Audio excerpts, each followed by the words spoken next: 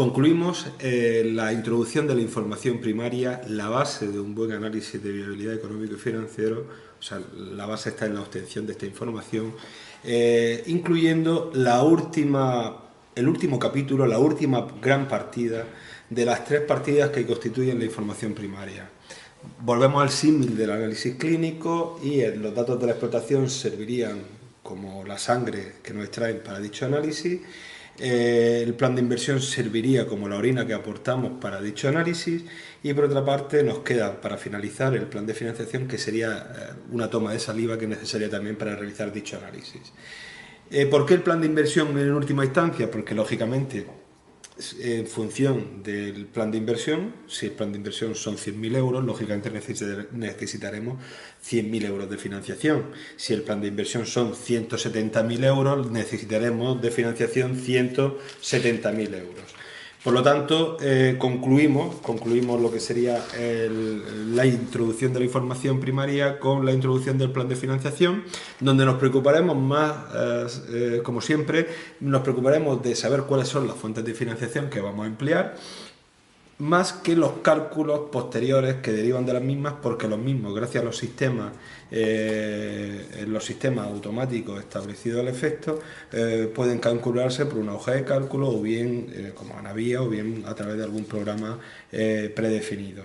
Es importante comprender cuáles son las consecuencias que derivan de introducir una mayor o menor financiación, de que dentro de la financiación existan unas fuentes u otras fuentes de financiación, pero nos importa menos el cálculo en concreto, porque siempre existe una forma automática de establecer dicha formulación. El plan de financiación, por lo tanto, sería recursos, fondos, orígenes, haciendo uso de la terminología técnica que existe al efecto, sinónimos todo ello, que permiten hacer frente al plan de inversión. Por eso el plan de financiación, insisto, es la última partida y es posterior al plan de inversión. También el plan de inversión es posterior a los datos de la explotación, porque allí necesitamos obtener el gasto medio diario y los subperiodos para conseguir el fondo de maniobra de trabajo. Es decir, el orden tiene una secuencia lógica. Por otra parte, en la financiación, por una cuestión de principios, no consideramos las subvenciones de capital. Cualquier análisis de viabilidad económico financiero que se realice con un criterio técnico, bien para solicitar una ayuda y bien para solicitar una financiación, por ejemplo, una entidad financiera, la segunda cuestión es más común que la primera o debe ser más frecuente, no consideramos las subvenciones de capital. Las subvenciones de capital son subvenciones que son a fondo perdido, que lógicamente es una cuantía que a fondo perdido, que permiten incentivar o ayudar a una empresa que está realizando una inversión, le ayudan a financiar de manera gratuita parte de esa inversión. Siempre hay que realizar un análisis de viabilidad económico y financiero que demuestre que un proyecto es viable sin subvenciones de capital.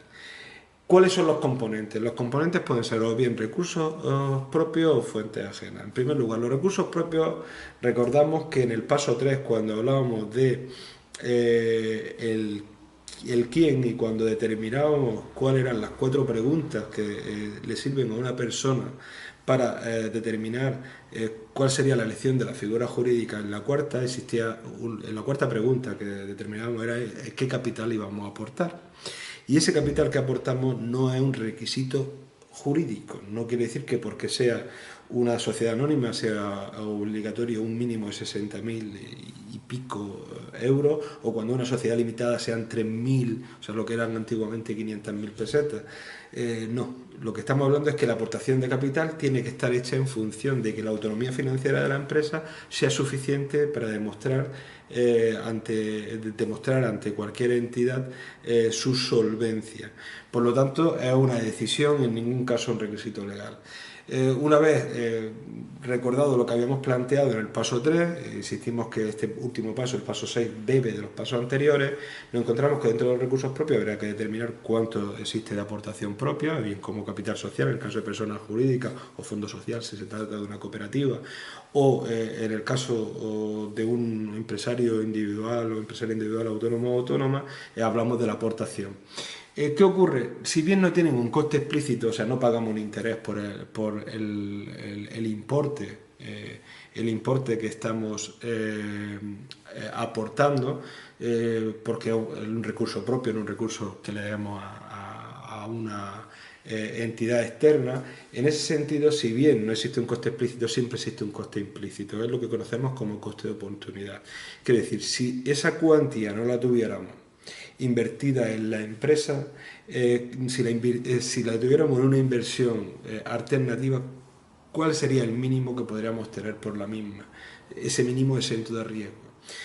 La forma que yo determino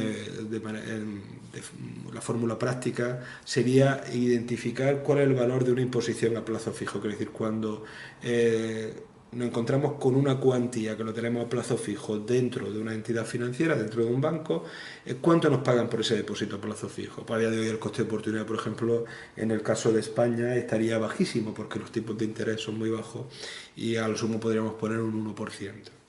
En los sistemas automáticos yo establezco directamente, me gusta explicarlo para que se comprenda de dónde proviene, establezco directamente por un coste que entiendo que pueda ser interesante desde el punto de vista de establecer dicho coste de oportunidad.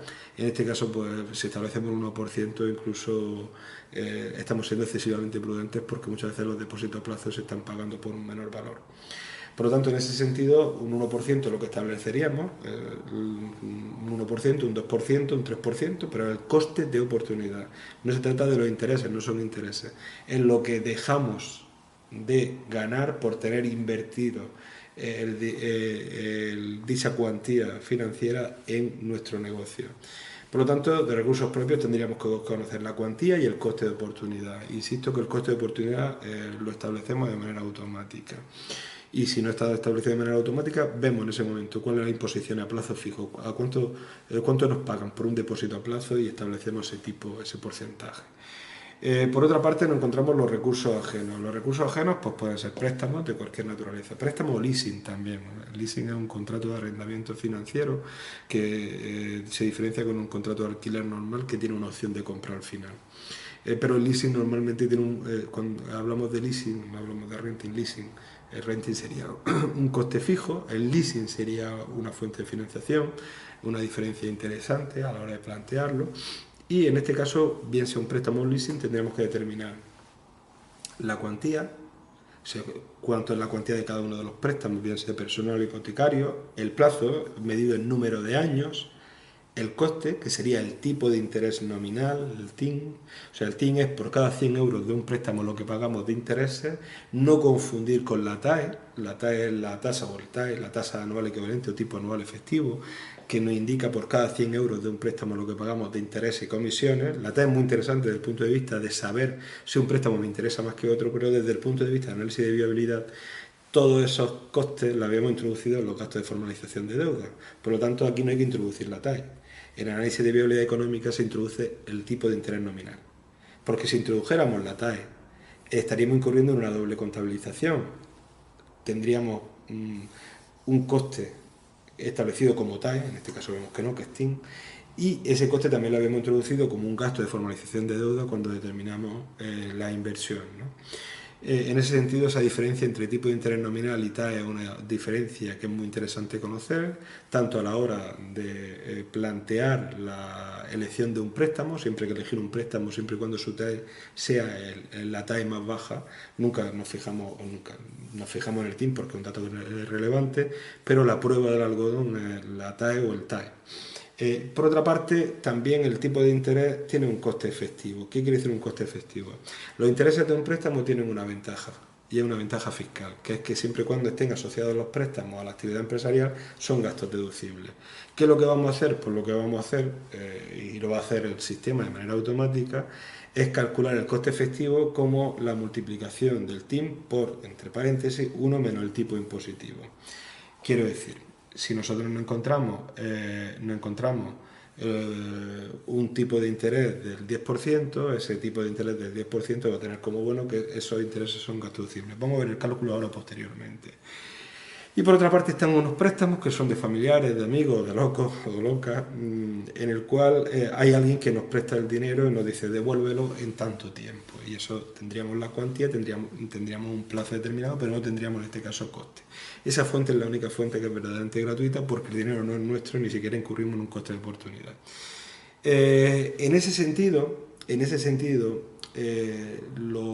la casuística puede ser tremenda, es decir, puede ser préstamos, que se siga un sistema de amortización progresivo, un sistema de amortización americano, pero lo que estamos haciendo, dado que estamos intentando aprender a hacer un análisis de viabilidad económico y financiero, y estamos intentando automatizar todos los cálculos posibles para preocuparnos de obtener la información y de comprender la información que genera automáticamente el análisis, vamos a trabajar con un préstamo que sigue el sistema de amortización francés. Hecho este esquema general del plan de financiación, pasamos a continuación a determinar lo que sería el coste, cómo se determina el coste medio ponderado de capital. El coste medio ponderado de capital es un dato que obtenemos gracias a la introducción de la información previa. En el caso, por ejemplo, y nos va a permitir comprender el por qué introducimos las cuantías y por qué introducimos el coste. El coste medio ponderado de capital nos dice por cada 100 euros del plan de financiación cuánto nos está costando en intereses o en costes asociados, cuánto nos está costando la financiación en concreta de ese proyecto de inversión. Por lo tanto, el coste medio ponderado de capital va a ser, para entendernos, el número de euros, la cuantía de euros que estamos pagando por cada 100 euros de financiación en este proyecto de inversión que estamos desarrollando. Por lo tanto, nos va a permitir también hacer análisis económicos dinámicos, porque el coste medio ponderado de capital es lo que se conoce en matemáticas financieras o cálculo mercantil como la tasa de actualización, lo que nos permite considerar el distinto valor que tiene el dinero a lo largo del tiempo. No es lo mismo el hecho de si tenemos 100 euros hoy que tenerlos dentro de un año. Si tenemos 100 euros hoy, automáticamente ya podríamos estar invirtiéndolo en un depósito, con lo cual tendríamos 100 más esos intereses. Vale más 100 euros hoy que los mismos 100 euros dentro de un año. Es lo que a mí me gusta decir. Esa ley se le llama en matemáticas financieras la ley de la subestimación de las necesidades futuras frente a las presentes. A mí me gusta decirle más vale pájaro en mano que ciento volando. Quiero decir, valen más 100 euros hoy que 100 euros dentro de un año. Y el cálculo va a ser automático gracias a datos previos. Vamos a poner un ejemplo. Si nosotros tenemos, por ejemplo, un capital social, una aportación propia, un recurso propio de 100.000 euros, con un coste de oportunidad, recordamos el tipo de interés que nos pueden pagar, por ejemplo, por un depósito a plazo fijo del 1%, nosotros nos encontraríamos un préstamo de 60.000 euros con un tipo de interés nominal del 2%, con un tipo impositivo, es decir, lo que estamos pagando de impuestos es un 20%, de tipo medio de IRPF, tipo medio de impuestos a sociedades. En ese caso, el coste que obtendríamos sería multiplicar 0,02, el 2%, por 1 menos 0,2. Este 0,2 es el tipo impositivo. Si el tipo impositivo es un 30%, aquí pondríamos un 0,3. Si el tipo de interés nominal fuera un 5%, aquí pondríamos un 0,05. Es un cálculo muy sencillo. En este caso, este cálculo sencillo, encontraríamos la multiplicación de 0,02 por el resultado, que sería 0,8, y obtendríamos 0,016. Quiere decir, un préstamo para una empresa que está costando un 2% de tipo de interés nominal, debido a la ventaja fiscal que supone el que los intereses sean gasto deducibles, nos está costando de manera efectiva un 1,6%. Por lo tanto, en ese sentido tendríamos 60.000 euros de préstamo con un coste de un 1,6% y un capital social de 100.000 euros que nos cuesta un 1%. El préstamo familiar resulta, no familiar, sino familiar, resulta ser de 40.000 euros. Y este coste en este caso es 0%, como hemos indicado, porque ni siquiera supone un coste de oportunidad, porque el dinero que estamos invirtiendo no es ni siquiera nuestro. Quiero decir que este plan de inversión está claro que sería de 200.000 euros.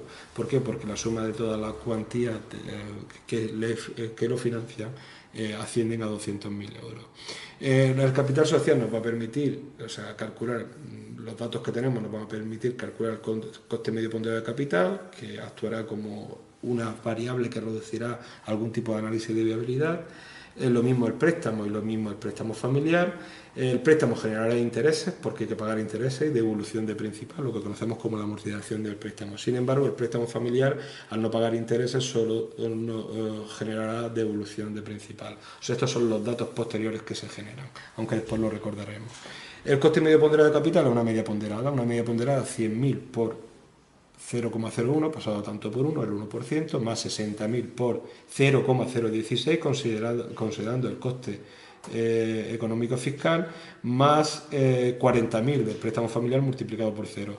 Los pesos de la media ponderada son 100.000, 60.000 y 40.000, por lo tanto estaríamos hablando de 200.000. La cuantía que obtengamos de ese cálculo será el coste medio ponderado de capital. Los datos generados para cálculos posteriores gracias al plan de financiación, que termina siendo el plan más sencillo de todos, son el coste medio ponderado de capital, que nos permitirá obtener variables como el valor actual neto, el BAN, o nos permitirá calcular la TIR neta, como la diferencia entre la TIR y el coste medio ponderado de capital. Aquellas personas que sean neófitas en todos estos cálculos no debe suponer ninguna preocupación, vamos a dedicar sesiones posteriores a comprender estos análisis, pero me resulta fundamental el hecho de incidir en cómo se pueden calcular automáticamente cuando hemos introducido la información primaria de este modo. Los intereses, que van a suponer lógicamente un gasto desde el punto de vista de la cuenta de resultados previsional, pero van a suponer también una mayor necesidad para el punto muerto financiero y ampliado, y van a suponer también un pago que va a aminorar la cuenta de tesorería previsional y con ello pues va a afectar negativamente al análisis financiero, y nos encontramos la devolución de los préstamos, que no es un gasto, pero que sí supone un pago que nos va a afectar desde el punto de vista de la cuenta de tesorería previsional para análisis financiero, y por otra parte también nos va a afectar desde el punto de vista de los cálculos del punto muerto, en este caso de un punto muerto creado al efecto de esta metodología, que se llama punto muerto ampliado. Por lo tanto, hemos introducido el plan de financiación después de haber introducido el plan de inversión, y el plan de inversión se ha introducido después de haber introducido los datos de la explotación. Hemos llegado en este momento ya al punto en el que conocemos todos los datos y las fórmulas para establecer la introducción de la información primaria, siguiendo con el símil, y aún siendo un poco reiterativo, pero también con una función lógicamente pedagógica o didáctica, la reiteración es necesaria, pues resulta que los datos de la explotación, volvemos, sería esa extracción de sangre, la orina sería el plan de inversión, y por último la saliva que hemos utilizado para ese análisis sería el plan de financiación. Las sesiones posteriores las dedicaremos a establecer cómo se realizan cada uno de los análisis, el análisis económico,